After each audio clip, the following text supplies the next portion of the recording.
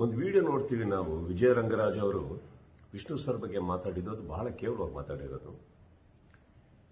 ಇದಕ್ಕೆ ನಾನು ಈ ವಿಡಿಯೋ ಮಾಡೋಣ ಅನ್ನಿಸ್ತು, ಮಾತಾಡೋಣ ಅನ್ನಿಸ್ತು. ಕಲಾವಿದನಾಗಿಯೇ ಹೌದು, ಒಬ್ಬ ವಿಷ್ಣು ಸಾರಿನ ಅಪ್ಪಟ ಅಭಿಮಾನಿಯಾಗಿಯೇ ಹೌದು. ಇಲ್ಲ, ಎಲ್ಲ ಅಭಿಮಾನಿಗಳ ಪರವಾಗಿ ಮಾತಾಡ್ತಾ ಇದ್ದೀನಿ ಅನ್ಕೊಳ್ಳೋಣ, ಪರವಾಗಿಲ್ಲ.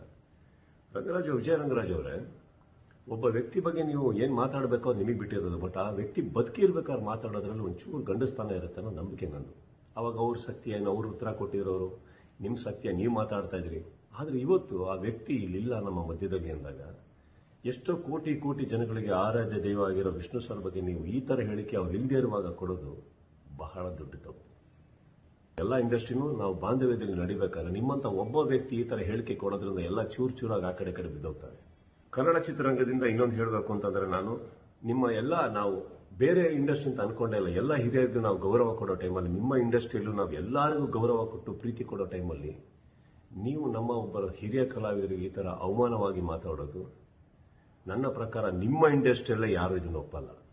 ಅವನ ಮಾತಲ್ಲಿ ನೀವು ಇನ್ನೊಂದು ಹೇಳಿದ್ರಿ, ಅವ್ರನ್ನ ಹಂಗೆ ಇಟ್ಕೊಂಡಿದ್ವಿ, ಹಂಗೆ ಅಂದ್ಬಿಟ್ವಿ, ಇದು ಬೆಂಗಳೂರಲ್ಲ, ಅದು ಇದು ಅಂತ ಏನೋ ವಾರನ್ ಕೊಟ್ವಿ ಅಂತೆಲ್ಲ ಹೇಳ್ತಾ ಇದ್ರಿ. ಆ ಲೆವೆಲಿಗೆ ಹೋಗ್ಬೇಡಿ ಸರ್. ಅವ್ರು ಇವತ್ತು ಇಲ್ದಲೇ ಇರ್ಬೋದು, ಎಲ್ಲರೂ ಇದ್ದೀವಿ ನಾವು. ಆ ಲೆವೆಲಿಗೆ ಹೋಗೋದು ಬೇಡ. ಯಾಕಂತಂದ್ರೆ ಇಂಡಸ್ಟ್ರಿ ಇವತ್ತು ಎಲ್ಲರೂ ಚೆನ್ನಾಗಿದ್ದೀವಿ, ನಿಮ್ಮೊಬ್ಬರಿಂದ ಮತ್ತೆ ಹಾಳಾಗೋದು ಬೇಡ. ಆ್ಯಂಡ್ ವಾರ್ನಿಂಗಿಗೆಲ್ಲ ಎಳಿಬೇಡಿ. ಇಲ್ಲಿ ಯಾರು ಕೈಗಾಗದೇ ಇರೋರಿಲ್ಲ ಸರ್.